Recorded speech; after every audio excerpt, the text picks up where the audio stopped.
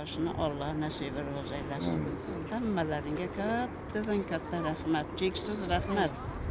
Mana uchoq deymiz o'zbekchasiga, samolyotlarda uchib keldik, avtobuslarda yurib keldik, hamma xizmatimizda.